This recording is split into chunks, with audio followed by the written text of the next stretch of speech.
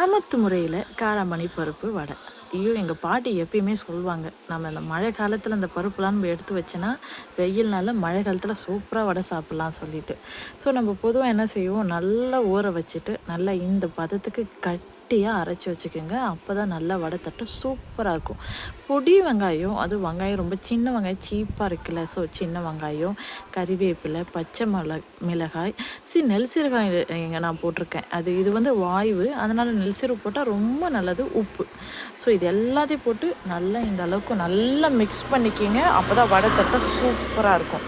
So இந்த பாருங்க, நான் கையில் தட்டும்போது ஈஸியாக இருக்குல்ல. ஸோ நல்லா எடுத்து கொஞ்சம் கொஞ்சமாக எடுத்து நல்லா கையில் வச்சு தண்ணி வச்சு நீங்கள் வடை தட்டி போட்டிங்கன்னா செம்ம டேஸ்ட்டாக இருக்கும்.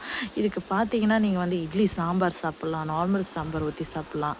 ஸோ நான் நிறைய வடை சுட்டு காலைல ஒரு 3 இட்லி 3 வடை வச்சு சாப்பிட்டு அசத்திட்டேன். மறக்காமல் சப்ஸ்கிரைப் பண்ணி சப்போர்ட் பண்ணுங்கள். ஓகே.